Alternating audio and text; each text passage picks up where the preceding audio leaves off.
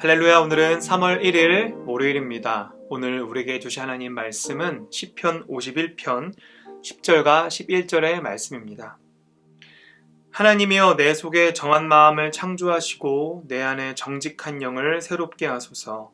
나를 주 앞에서 쫓아내지 마시며 주의 성령을 내게서 거두지 마소서. 아멘.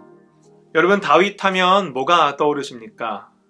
골리앗과 싸워 이긴 용사, 그리고 하나님 마음에 합한 사람이라고 들은 사람, 그리고 구약에서의 아주 위대한 왕 등등 다윗 하면 떠오르는 많은 그런 칭찬거리들이 생각이 납니다. 하지만 그 다윗이 살아생전에 씻을 수 없는 큰 죄를 짓는데, 그 죄는 바로 자신의 충성스러운 부하였던 그 우리아의 아내였던 밧세바를 범한 일이었습니다. 다윗은 그 밧세바를 범하기 위해서 그의 남편이었던 우리아를 전장에 보내고 여러 가지 함정에 빠뜨리려고 했습니다. 하지만 그 우리아가 그것에 걸려들지 않자 그 우리아를 최전방으로 보내서 결국 죽음에 이르게 하는 살인교사의 죄까지 짓게 됩니다.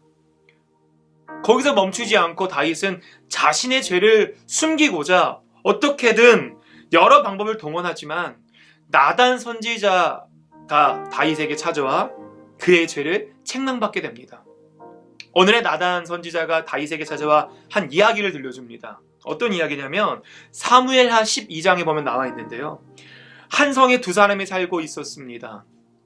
한 사람은 부자였고 한 사람은 가난한 사람이었습니다. 그 부자에겐 양과 소가 많았고 그 가난한 사람에게는 직접 사다 키운 어린 암양 새끼 하나밖에 없었습니다. 그리고 그 가난한 사람은 그 암양 새끼와 함께 먹고 마시며 그 품에서 재웠습니다.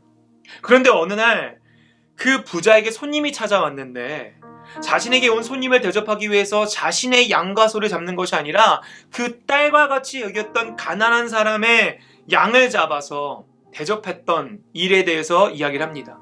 다윗이 그 이야기를 듣자 노발대발하면서, 아니 어떻게 그런 사람이 있냐며, 그런 사람은 죽어 마땅하다며 길길이 날뛰는 장면을 우리는 알 수 있습니다.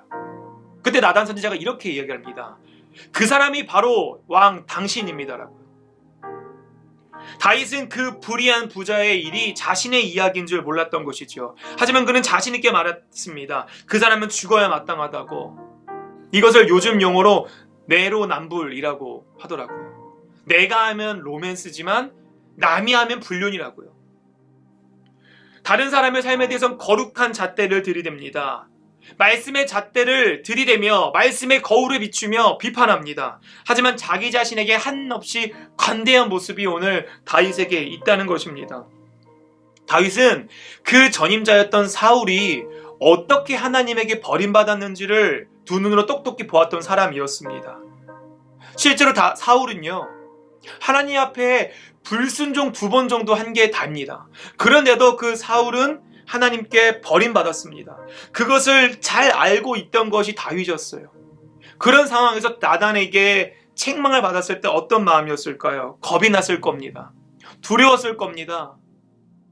하지만 여기서 사울과 다윗의 차이점이 나오는데, 사울은 그런 하나님의 노하심 앞에서 도망쳤지만 다윗은 하나님 앞에 나아갔습니다. 심지어 하나님 앞에서 침상의 썩을 만큼 눈물로 통곡하며 참회합니다. 용서해달라고만 하는 것이 아니라 자신을 깨끗하게 해달라고 주님 앞에 나아갑니다. 어찌 보면 다윗은 좀 뻔뻔해 보이기까지도 합니다. 자기가 지은 죄가 얼마나 큰데 하나님께 용서해달라면 다냐? 라고 누군가 물을 수 있을지 모릅니다.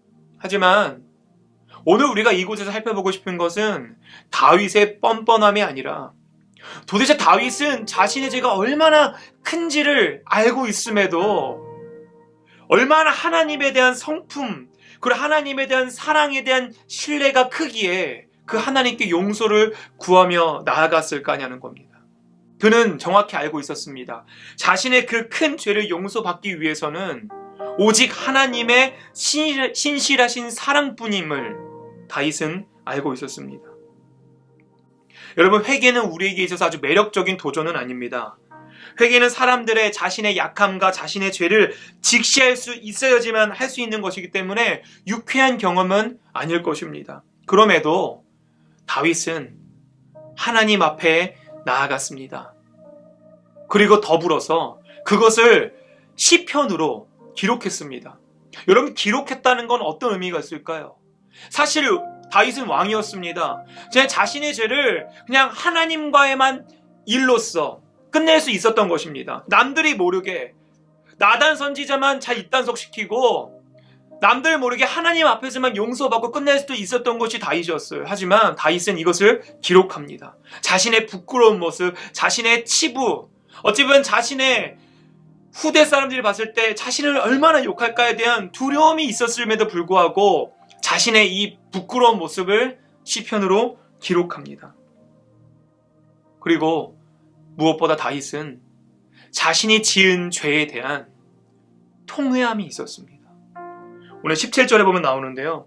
하나님께서 구하시는 제사는 상함 심령이라 하나님이여 상하고 통회하는 마음을 주께서 멸시하지 아니하시리이다.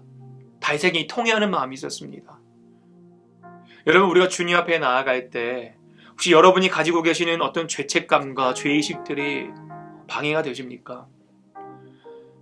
여러분, 우리들의 어떠한 죄보다요, 어떠한 추악한 죄보다 하나님의 신실하신 사랑이 더 크심을 믿으시기 바랍니다. 그리고 주님 앞에 나아갈 때에 단순히 우리가 주님 앞에 우리의 죄를 고백했다고 우리 안에 마음에 평안이 오는 것이 아닙니다. 주님 앞에 우리는 반드시 통회하고 참회하며 가슴을 치면서 하나님 앞에서뿐만 아니라 다윗이 시편의 기록을 통해서 모든 사람에게 자신의 죄를 고백해는 반성했던 것처럼 우리가 피해를 준 그에게 가서 용서를 구할 수 있는 그런 성숙한 그리스도인으로 살아갈 수 있는 저와 여러분 되시길 주님의 이름으로 소망합니다. 기도하겠습니다. 하늘에 계신 우리 아버지여, 이름이 거룩히 여김을 받으시오며 나라가 임하시오며 뜻이 하늘에서 이루어진 것 같이 땅에서도 이루어지이다. 오늘날 우리에게 일용할 양식을 주시옵고 우리가 우리에게 죄 지은 자를 사하여 준 것 같이 우리의 죄를 사하여 주시옵고 우리를 시험에 들게 하지 마시옵고 다만 악에서 구하시옵소서. 나라와 권세와 영광이 아버지께 영원히 있사옵나이다. 아멘.